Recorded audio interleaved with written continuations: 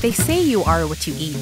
So why do we feast on fast fixes, microwave moments, processed pleasures, and wonder why our spirits feel starved? See, the body craves fuel, but the soul, it craves truth. The Bible isn't just a book, it's a banquet. Every chapter, a course. Every verse, a vitamin.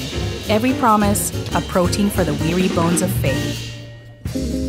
So, let your cravings be for Christ.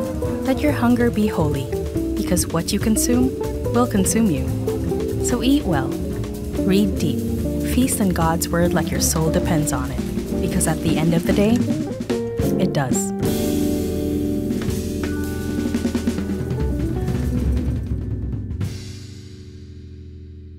We are a church and we exist for two reasons, which is to honor God and make disciples. By the way, for some of you who don't know me, my name is Desmond, one of the pastors here.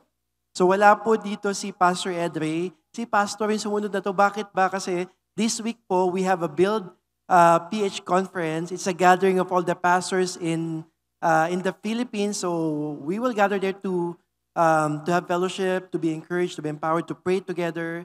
And it's a good thing. So that pagbalik natin dito, grabe no, yung anointing and then yung ma-refresh talaga yung mga pastors natin. Today, we are in our new series, You Are What You Eat. So, nagutom na ba kayo? Tama ba? Yung mga hindi pa nagla-lunch dyan, di ba? Ituloy nyo na hanggang dinner. Kidding aside, by the way, hindi po ako yung magpipreach ngayon, but of course, as a church, we have this core values. And one of our core values is leadership development. So, for some of you who don't know, we're not afraid to trust people because we believe that people, they have the Holy Spirit. They can also preach. They can also serve. Yung kanta kanina ni Faye, no? Palakpakan naman natin. Di ba? Ibang klase. I'm sure proud na proud yung parents ni Faye. Kaway naman dyan, Doc Felix, Doc Grace. Anyway, so right now, since di ako magpipreach ngayon, I believe you deserve a different kind of food naman. Ibig sabihin, ibang luto naman, ibang putahe. Lagi na lang si Pastor Edwin nagpipreach dito or si JB. So right now, I'm excited to introduce to you one of the leaders here in Victory Las Piñas. Isa po sa mga develop natin because I believe that the giftings of God is available to everyone. But before that, bago ka umakyat dito dyan, no, let me introduce you formally. So si John Kilatan po ay, hindi po siya si Bishop Gilbert. Doon kahawig niya lang. So matagal na po siyang kasama natin dito sa Victory and he has given his life to God together with his family. So I'm sure nasa kasama niya po dito and proud na proud si Cathy, si Yana, si Yomi, kasama po ang kanyang mga magulang.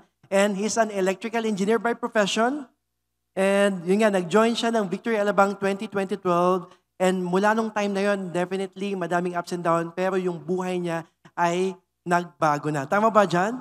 So without further ado, let's all welcome John Kilatan in our 2 p.m. worship service. So grabe lang po yung grace ni Lord sa buhay ko because I didn't know. Who would have thought that I would be here sharing the word in front of you, in front of my parents, my family. So purihin po talaga ang Panginoon. It's nothing about me, nothing about us. It's nothing about what we can do. It's all about how we surrender, how we obey God, and how God move in and through our lives. And for the past 3 weeks, we have finished a series called First of All. Doon po, tinakal natin how we can worship God through our finances. First, being a partner in sharing the gospel. Second, having contentment in plenty or in need. And last week, tinapos po natin yung series on how we can be generous by using our finances in God's purposes, which will ultimately please our God. So this week, mag-start tayo ng bagong series natin, which is called, You Are What You Eat. Can you say it with your friends and your seatmates? You are what you eat. So for the next 4 weeks, we will be tackling about the authority, sufficiency, necessity, and comprehensibility of God's Word. So please allow me to introduce to you first my family. So, ito po ang wife ko. Both of us are engineer by profession. So, my daughter, I am a father of 2 daughters, si Yomi and Yana. Si Yomi, nakikita nyo, nagbe-base dito. So, si Yana naman, malamang nakikita nyo sa kids' church. My wife, I am a husband of my one and only wife, my beautiful wife, ayan. So, si Kathy, who serves alongside with me. Pero sa tingin nyo, sino ang authority sa pamilya namin? Sino ang authority sa pamilya namin? Yung lalaki ba? O yung babae? Yung malaki ba yung sahod? O yung mas matapang ang personality? O sino ba ang mas mature sa inyong dalawa? Sino nga ba talaga ang dapat na authority? Who should be the authority in our lives and in our families? Alam niyo po, sa mundong ito, the world will throw different truths and standards in our lives. Sa pamilya natin, sa marriage, or even sa identity natin. Nakakalungkot nowadays, marami na pong hindi naniniwala sa marriage. For some, parang binding contract na lang yan. Hindi na natin kailangan yan. Mas malaya tayo pag wala yan. Some of them, parang magsama na lang tayo. Basta mahal natin ang isa't isa. Okay na yan. Nawawala na yung sacredness ng marriage. For some, meron pa nga, nakikita ko sa social media, mga babae na feeling nila it's against their human rights. It's against women's right na magpakasal. Some people, even children nowadays, lost their identity. Hindi na nila alam yung meaning and purpose ng buhay nila. And most of the time, nape-pressure sila sa mundong ito. Dapat ganito ka.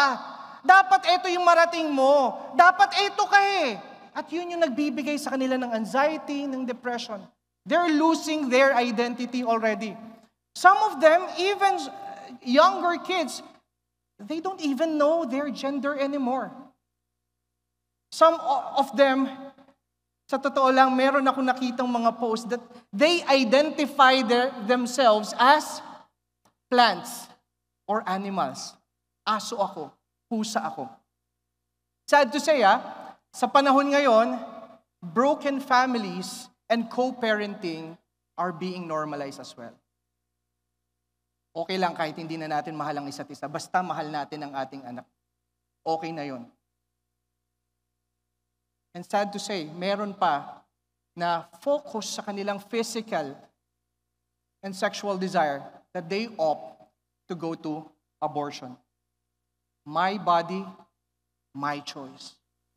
My body, my rules. Alam niyo po, ang point natin sa ngayon is that nakakalungkot kasi kung ano yung mga mali na nanonormalize sa society natin, para bang yun na yung nagiging tama. At kung ano pa yung tama, kung ano pa yung katotohanan, yun pa yung nagmumukhang mali. Yun pa yung nagmumukhang hindi normal. Yun pa yung nakaka-pressure, yun pa yung against sa human rights and freedom, yun pa ang legalistic. Ang nakakalungkot pa, kung ano yung pumapasok sa puso at isipan natin, lalo na sa mga kabataan, yun ang paniniwalaan natin. Yun ang pangahawakan natin. And eventually, yun ang magiging basis ng decision and actions natin sa buhay natin.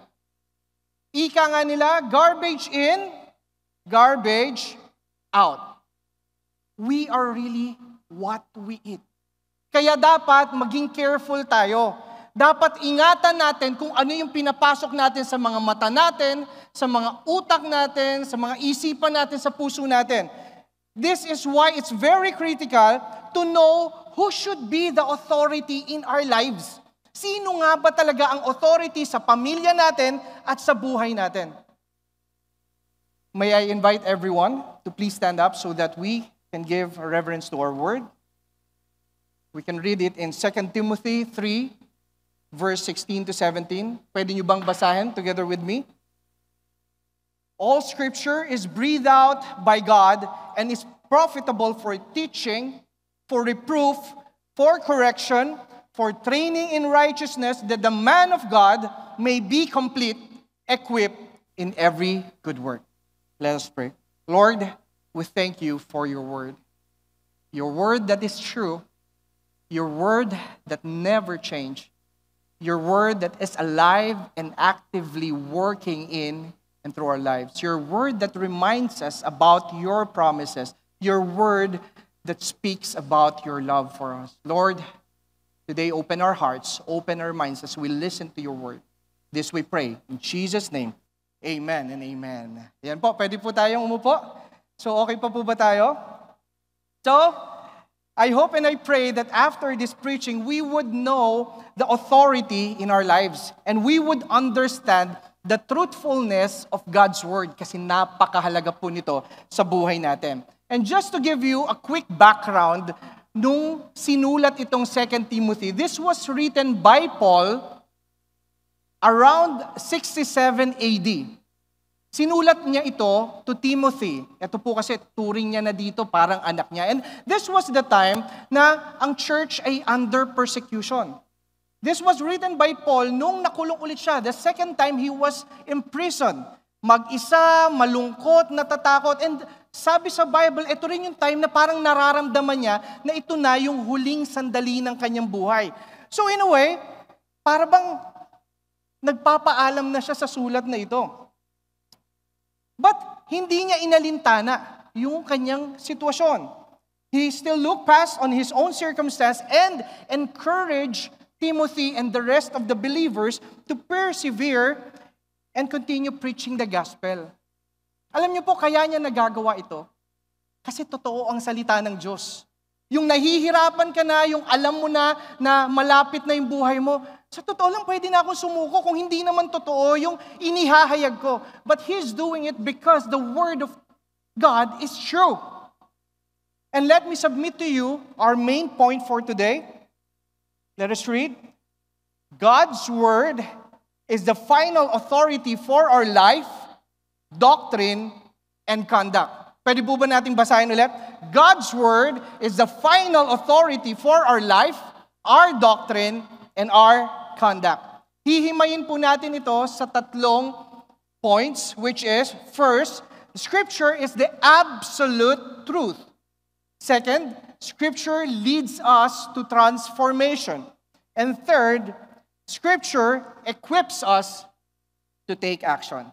So doon muna tayo sa point number 1. Scripture is the absolute truth. Let me read it again in 2 Timothy chapter 3, verse 16. All Scripture is breathed out by God. Hininga. Try nyo nga po magsalita ng pa-inhale. Yung papasok yung hangin. Wala po, no? Walang lalabas dyan. So, breathe out, salita ito ng Diyos. Galing ito sa ating Panginoon. It's breathed out by God. In Greek word, it's theopneustos. Theo means God. Pneustos means breathe, breath. So it's breathed out by God.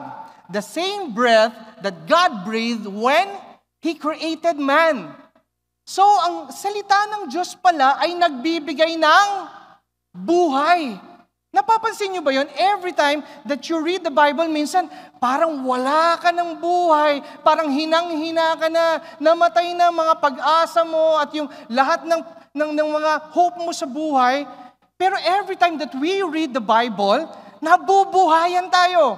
Bumabalik yung pag-asa. Nagkakaroon muli tayo ng pagtingin sa buhay natin. Nagkakaroon muli ng matter yung buhay natin. Meron na ulit tayong buhay na maibibigay sa ating Panginoon. The Word gives life. Nabubuhayan tayo. Pero sa totoo lang, sa gulo ng mundong ito, napakarami talagang katotohanan. Mag-TikTok ka lang, ang dami ng katotohanan. Ang daming mga doktor, ang daming mga engineers, ang daming mga flood control experts, ang dami pong katotohanan. That's the reason why, hindi na tayo magtataka, ang daming nag-aaway-away. Ang daming nagkakalituhan, ang daming mga nagkakasiraan dahil kanya-kanya ang ating katotohanan. That is why it is very important for us to know God's Word. Kasi kailangan natin ng tunay na katotohanan na hindi nagbabago. Mahanap lang natin yun kay Lord kasi siya lang naman yung hindi nagbabago. Dahil yung salita ng tao, nagbabago. Depende sa mood. Pag may problema tayo, yung pangako natin pwedeng mabali, pwedeng mapako. But the good thing is that God does not change. He is not a man that he should lie. He is faithful and he is true. Therefore, his word is the absolute truth. Scripture is the absolute truth because it is the word of God. It is inspired by God. It is breathed out by God. At kung ngayon, alam na natin na ang Bible, ang salita mismo ng ating Diyos, sino po dito yung excited magbasa ng kanilang Bible? Sino yung walang alikabok ang kanilang Bible? Sino yung wala sa tokador ang kanilang Bible? Honestly, I'm guilty of this one before as well. Kasi hindi ko pa talaga alam yung halaga ng salita ng Diyos. Pero ano yung mafe-feel natin? Kung makareceive tayo ng isang letter sa bangko telling that, Mr. John Kilatan, your loan has been fully paid. Nako, maglululundag ako. Kasi nakalundag ako, di ba? Ganun kasaya kasi wala na akong babayarang utang. Ipagmamalaki ko to, sasabihin ko to sa magulang ko, sa asawa ko na wala na tayong babayang utang. Yung excitement doon sa good news na yun, no? Or, naka-receive ako ng letter kay Elon Musk. Kilala niyo si Elon Musk? The richest man in this world. Sabi doon, Mr. John Kilatan, simula ngayon, kasama ka na sa tagapagmana ko. Nako, mas matinding excitement yung mararamdaman ko. Kanina, utang ko lang yung, magkano lang naman yung, pero ito, we're talking about billions of dollars. Tagapagmana na ako. Sino po dito yung mga dating OFW? Ng mga year kopong-kopong. yung mga isang beses lang, isang taon makaka-receive ng sulat. Yung wala pang social media, yung may cassette tape pa, yung may telegram o telegraph pa yun. No? Tapos, pag dumating isang beses, isang taon, uunti-untiin mong buksan yung letter. Kasi nanamnamin mo talaga eh. Yung excitement, hindi mo mapigilan, pero uunti-untiin mo. Mahal na mahal kita. Miss na kita. Uwi ka na. Hindi na ako galit. Yung lambing, yung kilig mo, di ba? Kasi minsan mo lang ma-receive yung letter na yon sa yung mahal sa buhay. Ganun na lang yung excitement mo. Pero paano na lang sa ating Diyos?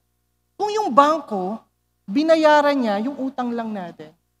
Ang Diyos, tinubos niya tayo sa kamatayan at kasalanan. Siya mismo ang nagbigay ng kanyang bugtong na anak na si Jesus upang mamatay in behalf of us. Tayo yung dapat mamatay. Pero siya ang mismong namatay. Ganun tayo kamahal ng ating Diyos. At kung tayo na-excite na, doon sa aampunin tayo ni Elon Musk, what more? We are sons and daughters, co-heir of Christ. Ang umampun sa atin ay may-ari ng langit at lupa. He is the creator of heavens and earth. Anak ka ng Diyos. Hindi ba dapat mas ma-excite tayo doon? Kung kinilig tayo doon sa love letter ng mahal natin sa buhay, dapat mas kiligin tayo sa salita ng Diyos because the scripture is like a love letter from God. This is a love letter of God that contains His love for us, His plans, and His perfect will in our lives. Kaya hindi talaga natin masasabing, natutulog ba ang Diyos? Bakit hindi ako sinasagot ng Diyos? Hindi natin pwedeng sabihin yun kung sarado ang ating Biblia. Everything has been already provided. All the answers to our questions and prayers nandoon na. Kailangan lang natin buksan. Let us also read in 2 Peter chapter 1, verse 19 to 21. We also have a prophetic message as something completely reliable. Tingnan niyo yung mga naka-highlight. Completely reliable. And you will do well to pay attention to it as to a light shining in a dark place until the day dawns and the morning star arises into your hearts. Above all, you must understand that no prophecy of the Scripture come about by the prophet's own interpretation of things. Completely reliable, hindi ito galing sa interpretasyon ng tao. Galing ito sa Diyos. For the prophecy never had its origin in human will. Hindi galing sa human will. But prophets, through human, spoke from God as they were carried along by the Spirit. Dito pa lang pinapatotohanan na ang salita ng Diyos ay galing mismo sa ating Diyos. Hindi ito nanggaling sa tao. At marami pang magpapatunay dito.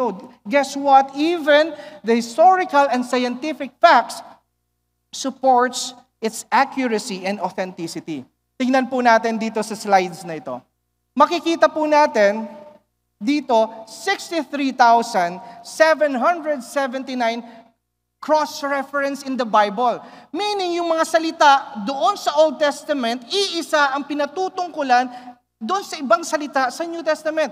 Within Old Testament, within New Testament, iisa ang ibig sabihin. 63,779 cross-references written by 40 different writers.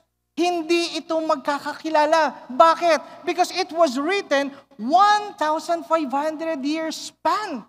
Para bang ako nagsusulat sa 2025, si Jose Rizal, centuries ago, na hindi ko kilala, nagsusulat din, pero iisa yung pinatutungkulan ng sinusulat namin. Because we have the same God na nag-inspire doon sa sinusulat namin. And this was written in three continents. In Europe, Asia, and Africa. Written in 3 languages, Greek, Hebrew, and Aramaic. Yung mga taong ito, iba't iba ang katatayuan sa buhay. Merong iba dito nakapag-aral, merong iba dito professional, merong iba dito hindi marunong magsalita, magbasa, galing sa iba't ibang kultura, iba't ibang tradisyon, iba't ibang kinakain, iba't ibang kulay, iba't ibang lengguwahe. Pero iisa ng pinatutungkalan. So meaning, hindi talaga ito galing sa kanila. Ito ay galing sa ating Diyos. This is the most influential book. Kung makikita nyo sa social media, most of the mga motivational quotes, mga encouraging quotes, galing sa Bible yan. Even our laws, yung mga laws natin, galing din sa Bible yan. This is the most printed and most distributed book of all time. Around 6 to 8 billion copies worldwide. Most translated book as well. Around 2,587 languages and dialects. Yet, the most controversial and the most persecuted book. Bakit? Kasi ito yung katotohanan. Binabangga nito lahat ng ideologies ng tao. Yung mga hindi tamang mga prinsipyo, paniniwala, binabangga nito kasi ito yung katotohanan. Alam niyo po ba, currently, it is banned and restricted in roughly around 52 countries worldwide. So, almost half ng mundo, bawal ang Biblia. And take note of this. Many of the apostles and martyrs died in their faith. Kayo po ba? Nakikita ko lang to sa mga pelikula, yung mga hino-hostage. Umamin ka na, yung tututukan ka ng baril. Pero itong mga apostles natin and martyrs, talagang na-persecute sila sa Word of God. Pinapa-deny sa kanila si Kristo, pinapa-deny sa kanila yung faith na yan. At kung ako, alam ko yung faith ko hindi totoo, at buhay ko na yung nakataya, sa tingin nyo anong gagawin ko? I-deny ko na to. Pero the fact na hindi nila dinanay ang kanilang pananampalataya, ang salita ng Diyos, this means this is the absolute truth. Kasi buhay nila ang tinaya nila dito sa katotohanan para maipasa ito sa atin. And since this is the absolute truth, then God's Word is more important than what we think or what we feel. The Scripture is greater than the wisdom of man. Hindi natin kayang ipagsiksikan ang infinite wisdom ng ating Diyos dito sa finite mind natin. Hindi natin ito mauunawaan. And according to Wayne Grudem, basahin po natin, the authority of the Scripture means that all the words in the Scripture are God's Word in such a way that to disbelieve or disobey any word of the Scripture is to disbelieve and disobey God. So isang salita lang ang hindi natin pinaniwalaan, hindi na rin tayo naniniwala sa ating Diyos. Isang salita lang ang hindi natin sundin, hindi na rin tayo sumusunod sa ating Diyos. That's why it's difficult to say that I love God but I don't believe in His Word. Magkasama yun lagi dahil salita ito ng ating Diyos. So if the Bible calls it sin, stop justifying it. Our opinion doesn't matter anymore. Kasi yun ang absolute truth. If the Bible tells you not to do it, huwag mo nang ipagpilitan pa. Huwag mo nang gawin. Kasi mapapahamak lang tayo. Sin is still sin, even many people are doing it. Wrong will never be right just because many are doing it. Sa salita ng Diyos, ang tama ay tama, ang mali ay mali. Because the Scripture is the absolute truth. God's Word is the final authority in our life, in our doctrine, and in our conduct. That is our first point. Nandito po ba kayo? Ayun, praise God. Tahimik na kayo eh. So, punta na po tayo sa second point po natin. Scripture leads to transformation. Let me read it again in 2 Timothy 3, verse 16. All Scripture is breathed out by God and is profitable for teaching, for reproof, for correction, and for training in righteousness. Many of the books can inform us. Some of the books can encourage us, motivate us, inspire us. But it is only the Bible which can transform us. Bible lang po ang kayang bumago sa buhay natin. Let's read in Hebrews 4, verse 12. The Word of God is living and active, sharper than two-edged sword, piercing to the division of soul and spirit, of joints and of marrow, and discerning the thoughts and intention of the heart. Binasa pa lang natin, parang duguan na tayo. Parang sakit-sakit na may bones, may marrows, may division of spirit and soul, may edged sword. Kasi masakit po yung katotohanan. Kaya kahit basahin pa lang natin, nasasaktan na tayo. Dahil ito yung totoo. At huwag ka nang magtataka kahit ano pang light, ano pang lambing na i-share mo ang salita ng Diyos, masasaktan at masasaktan sila. Meron at meron talagang matatamaan because the Bible will hurt us with the truth, but it will never comfort us with a lie. Hindi tayo lalambingin ng salita ng Diyos para lang ma-feel good tayo. Hindi. Sasabihin nito ang katotohanan para mabago tayo. Kahit pa nagbabasa ka o nag-share ka ng gospel, may time na matatamaan at matatamaan ka. And even nga, pag may nagpipreach, para bang, pastor naman, para naman tong personalan ba to? Ba't mo pinatatamaan? Ganun kasakit yung salita ng Diyos. The Bible will hurt us with the truth, but it will never comfort us with the lie. The truth will really hurt us, but the truth shall set us free. The Bible is not written to please us. The Bible is written to transform us, to free us from bondage, and to save us. Yun yung purpose ng Panginoon. Hindi lang para i-feel good tayo o pangitiin tayo. Kaya ang gusto ng Panginoon, mabago ang buhay natin. The Scripture, sabi doon, is profitable. In other words, it is useful. It is beneficial. It promotes well-being. Sabi pa nga doon sa 2 Peter chapter 1 verse 19, you will do well to pay attention to it. Sa mga kabataan din you will do well to pay attention to it. Makakabuti ang salita ng Diyos para sa atin. Meron itong purpose sa buhay natin. Ano-ano yung mga profitability daw ng Scripture? First, it is profitable for teaching. Say it again. Teaching. So it is more of a doctrine. Sino po dito yung mga naglilid na ng VG? Or nag-start na mag one-to-one? Ayan. So malamang sa malamang, magagaling na kayong magturo. So magturo. Pero alam niyo po, kidding aside, guilty ako dito. I don't know if some of you are guilty of this one, na every time that we read the Bible, ang una nating naiisip, hindi sarili natin. Ang una nating naisip, sakto to dito sa ka-office mate ko na merong kakaiba. sakto to. Ay, eto para sa kapitbahay ko to. Chismosa kasi yun eh. Sakto, i-share, ipopost ko to sa Facebook, itatag ko siya. Guilty po ako dito. But to tell you honestly, the Word of God is for us.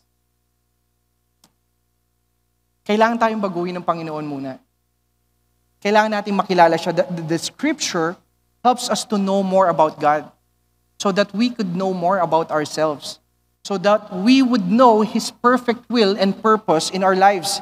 It helps us to share the gospel and point people back to Jesus. How can we teach something that we do not know? How can we share something that we haven't experienced? Kaya kailangan, babad tayo sa salita ng Diyos. Dapat na-experience natin yung salita ng Diyos kasi doon lang tayo makakapagturo pag tayo mismo yung tinuruan ng salita ng Diyos. Kaya mahalaga din na connected tayo sa mga small groups and VGs natin. Kasi dito, sa malaking gathering, alam ko yung iba sa kanya, gusto kong tanungin yun pero hindi ako makapagtanong. Pero sa small groups po natin, even the silliest question, even the funniest question, kahit yung mga nakakahiyang tanong, maitatanong po natin. Mapag-uusapan natin, mapagkukwentuhan po natin. Because it's very important that someone is leading us, feeding us, encouraging us, so that in the future, we can also lead and feed other people. There are many ways to teach the Word. Pwede po dito, mga pastors natin na nag-teach and nag-preach. Pwede rin po sa school. Pwede rin sa businesses. Pwede rin sa VG. Pero, alam niyo po ba, sobrang profitable nito sa pamilya natin. Sa bahay mismo natin. Sino po dito yung mga magulang? Hindi yung magulang na magulang. Yung magulang, yung parents. Ayan po. So, yung mga parents, this is very valuable to us as parents. Kasi we need to teach our children who Jesus is before the world teaches them who Jesus is not. Marami na pong katotohanan. Si Jesus, ano yan He is a God of love, kaya tatanggapin niya kahit sino ka. Kahit na anong identity mo, mahal ka ng Diyos, mahal ka ni Jesus. Maraming definition na ang mundo. Kaya tayo, bilang magulang, tayo yung dapat nagbibigay sa kanila ng foundation. It is important for us to teach the truth from God's Word before they can get confused from the different truths of this world. Our children, our next generation needs to know their identity in Christ, their life's true meaning and purpose. Hindi sila nabubuhay para lang mamatay. Hindi sila nabubuhay para lang buhayin tayo. Hindi ganon. May purpose, may malalim na purpose ang buhay nila. At pag na-realize nila yon, iba ang magiging perspective nila sa buhay nila. Yun yung dapat nating maituro sa ating mga anak. They need to know that they are loved before the enemy steals the joy in their hearts. Recently lang po, marami tayong nakita na mga nawawala ng purpose sa buhay or sakit man ito, na dumadating sa point na hindi na nila nauunawaan yung halaga ng buhay nila and they go, alam na po natin kung ano yung sunod na. That's why tayo bilang magulang, dapat maranasan nila yung pag-ibig ni Kristo through us and in us. So that is the first profitability of God's Word. It's teaching. Next is reproof or rebuke. Rebuke, pwede po ito to rebuke the false doctrine, false teaching, or false behavior. Pero take note of this. We never rebuke to condemn. Let me say that again. We never rebuke to condemn. We never rebuke based on our own self-righteousness. Kasi magiging hipokrito tayo nun. Every time we rebuke, make sure you rebuke with love. Every time we rebuke, let us rebuke on the basis of God's standard, of God's righteousness, hindi sa atin. Kasi wala tayong difference sa ibang tao. Wala tayong may pagmamalaki. Kaya ang pamantayan natin dapat ay laging pamantayan ng Diyos. At para sa akin, ang salita ng Diyos, hindi pinag-aawayan. Hindi pinagdedebatihan. Dapat, if we are rebuking a false doctrine, let us rebuke with love. We always need to do it with love. Kasi sabi nga ni Paul, Kahit pa alam natin ang wika ng mga anghel, kung wala tayong pag-ibig sa ating mga puso, ay para lang tayong nag-aalingaw-ngaw na lata. Wala itong pagbabagong mangyari. Hindi po ito tama. Dapat laging may pag-ibig. It will be hard for people to understand the word if they won't see the word applied in us. How can we even preach grace if grace is not evident even in the way we speak? Nagtuturo tayo ng grace, pero ubod ng yabang natin. Ubod ng self-righteous natin. I'm sorry, I'm guilty of this one. Pero ito yung gustong ituro sa akin ng Panginoon. That everything we do it with love. We do it with grace. Kasi hindi lahat ng tao ay magbubukas ng Biblia. Maraming mga tao na ang unang Bibliyang bubuksan ay ang buhay natin. They will look first on our lives. Nagsishare ito ng gospel si Kuya Jan. Pero bakit ganito ang ginagawa niya? Bakit ganito yung pinupost niya? Are we really testifying sa goodness ni God? O baka ginagawa lang natin ito para maitaas yung sarili natin at hindi natin nakikita, tayo pala mismo, hindi na sumusunod. So again, rebuke or reproof is really okay, but we do it with love. Amen po? Amen po? So, okay pa po tayo? So next would be correction. Kung yung reproof, nakikita natin yung mga mali sa doktrina o sa mga galaw, we rebuke with love. Next, the scripture is profitable for correction. Scripture corrects us before we can correct others. Because correction does not stop in pointing the mistake. Kung yung rebuke, nakita natin, but this one, correction offers solution. Solution based on God's Word. Aminado tayo dito, lahat tayo ay may mga madilim na nakaraan. Sino po dito yung mga pinanganak na perfect at hindi nagkamali sa kanilang buhay? Taas po ang kamay. Buti naman po. So, lahat po tayo, mayroon po tayong mga madidilim na nakaraan. We all came from wickedness and darkness. And the reason why we are all here right now is because of the light that the Scripture brought to us. Yung salita ng Diyos, whether narinig mo ito, shinare sa'yo, nabasa mo ito yung nagbigay ilaw doon sa madilim nating nakaraan. Kaya nakita natin yung liwanag. Sabi nga po doon sa Psalms 119 verse 105, it is like a lamp into our feet and a light into our path. Alam niyo po, sabi rin sa James po, it is also like a mirror. So yung salita daw ng Diyos is parang salamin. Yung pag gumising tayo ng maaga, kailangan makita muna natin yung sarili natin bago tayo pumasok. Or else, hindi natin makikita kung meron tayong muta, panis na laway, magulo ba ang ating buhok. So kailangan nating tignan yung sarili natin sa salamin. At hindi lang natatapos doon. Ang salita ng Diyos, hindi lang ipinapakita yung dumi natin o yung problema. Later, i-discuss natin, the scripture also tells us that we cannot clean ourselves. At bibigyan tayo ng solution ng Word of God. Ang salita ng Diyos ay parang ilaw. Nung dati tayong nasa dilim, hindi natin alam kung anong itsura natin, magulo ang buhok natin, nasaan tayo, may mga lubak ba sa paligid natin, may mga buhaya na ba sa paligid natin, naliligaw na ba tayo ng landas, hindi natin alam kasi madilim.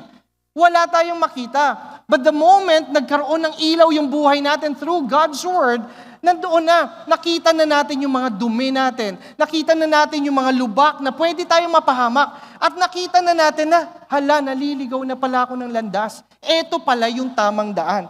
So it exposes our sin. It exposes our dirt. Alam niyo po, ang correction in Greek means to restore to its original form, to straighten out. So correction pala ay hindi lang tayo puna ng puna doon sa pagkakamali ng iba o doon sa correction sa sarili natin, kundi we need to offer solution based on God's Word. Pag nakita natin yung gusot o yung dumi, whether sa ibang tao o sa sarili natin, hindi pwedeng nakita natin meron tayong muta at papasok na lang tayo Sa trabaho.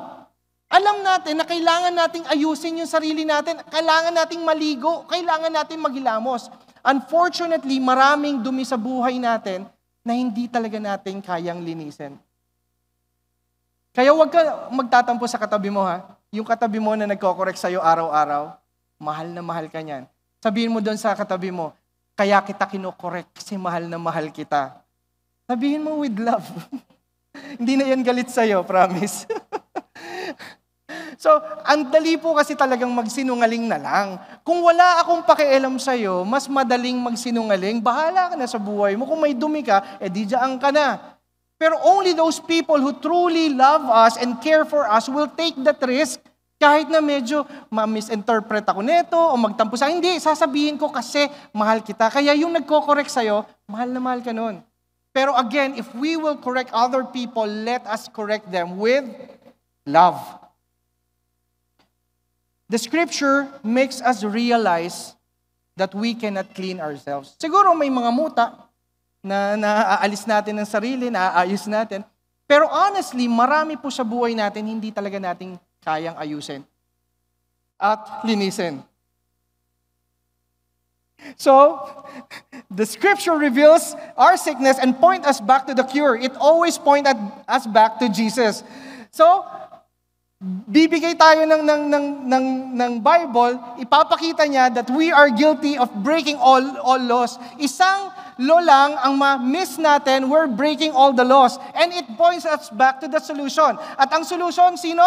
Si Jesus. Siya lang ang talagang makakapagligtas sa atin. And fourth point, this is profitable for training in righteousness. So, sorry po kinakabahan lang ako kasi last 2 minutes na po pala. So, napasarap po ako. So, training in righteousness, meaning, it's a continuous education for moral standard of knowing what is right and what is wrong.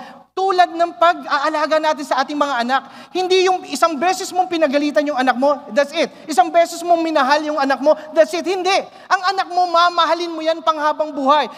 It is a relationship. Ganun ang salita ng Diyos. Tinitrain tayo araw-araw, unti-unti. It takes discipline. Parang nag-gym. Hindi pwedeng nag-gym ako ng 30 minutes, mag-flex kagad ako, hanapin ko yung muscle ko. Hindi.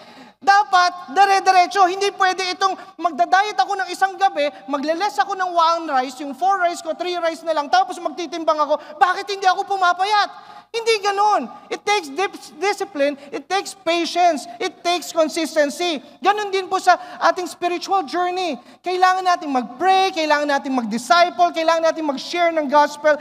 We need to serve one another, be generous to one another, and be patient with one another. Ito po yung mag-e-exercise, magpapalalim ng ating pananampalataya at magbibigay sa atin ng spiritual maturity. The scripture is so powerful na hindi pwedeng hindi tayo mabago. And just to testify, kung makikita natin dito sa picture na to, these are the people who journey with us. Yung next picture po, ayan po. So marami po sa mga taong ito, muntik na pong masira ang kanilang mga marriages before. Meron pong mga agnostic, meron po dito mga atheist, may mga manginginom, may mga sugarol, may mga babaero, name it. Pero walang imposible sa salita ng Diyos. Kaya tayong baguhin ang salita ng Diyos. And the third point, so Scripture equips us to take action. 2 Timothy 3:17, that the man of God may be complete, equipped for every good work. Man of God, other words, servant of God, or God's people. Tayong lahat yon. We are created by God to do good works. Kailangan tayong mamunga. But apart from God, we cannot do anything. Aminin man natin sa hindi. Ang hirap gumawa ng mabuti. Hindi tayo pinapagawa ng mabuti ng Diyos sa mabubuting tao lang. Sabi ng Lord, love your enemy. Serve the people who persecute you. Pray for those people na hindi nagbayad ng utang sa'yo. Kaya ba natin gawin yon? Ako hindi. Kung sa sarili ko lang kalakasan, hindi ko kayang gawin yon. Unfair yon. Hindi pwede yon. Hindi ko kaya eh. Kasi hindi ko kayang mahalin yung mga taong hindi nagmamahal sa akin. Yung mga sumasakit sa akin, naninira sa atin. But only when we are immersed in the Word of God, only if we are complete with the love of God, doon lang makakakilos yung salita ng Diyos at yun yung mag-uumapaw patungo sa iba. Yung love, yung mercy, yung faithfulness, yung forgiveness ni Lord ang maishishare natin. Hindi yung kalakasan natin. Kasi may limitation yun. Kasi may condition yun. Pero yung kay Lord, walang condition yun. Walang limitation yun. Kaya nating i-share. And we are called to take action. The Bible is sufficient to empower us to live a godly life. We need to be spiritually mature. The Scripture empower us to deny ourselves, to carry our cross, to follow Jesus, to lead others to Christ, to do good works for God's glory, and be capable in answering God's call. We are not called to be just hearers of the word. We are called to be doers of the word. We are called to be preachers of the gospel. We are called to make disciples of all nations. We are called to take action. Because the Scripture equips us to take action. Because the word is the final authority for our life, doctrine, and conduct. As the music team comes up. Pwede po ba? So, sino nga po ba talaga ang authority sa buhay natin? Alam niyo po, sa buhay ko, ako yung authority ng buhay ko. Dahil may pinag-aralan ako. Dahil alam ko yung mga pasikot-sikot. Madiskarte ako. Kaya ko na yung sarili ko, sa totoo lang eh. Marami akong contacts. Pero bakit ang gulo-gulo ng buhay ko? Bakit walang direksyon yung buhay ko? Lagi akong nagkukulang. Bakit lagi akong walang kapayapaan? There is no peace. There is no joy in my life. Bakit walang nagbabago sa akin? But the moment I surrendered my life and my family to Jesus, alam niyo po, kahit na yung mga problema, nagkaroon ng kabuluhan. The Bible, the Scripture made me realize that I am not capable of cleaning my own dirt. The Bible made me realize that I cannot save myself. I am not capable of meeting God's standard. The Bible made me realize that I am a sinner bound to hell, needing a Savior. And the Scripture pointed me back to my Lord and Savior, Jesus Christ. Because I know that the final authority of my life should always be God through His Word. So I want to challenge everyone. Let us fully entrust and surrender our lives to the authority of God's Word, and you will begin to see, taste, and see the beauty of His perfect plan unfolding before your very eyes. Let us pray. Lord, we thank you for reminding us that your Word is the ultimate truth and it is the final authority in our lives. May we respond by loving it, following, and obeying it, to strengthen our faith and deepen our love for you. May your words continue to move in and through us. This we pray. In Jesus' name, amen. Let's worship the Lord.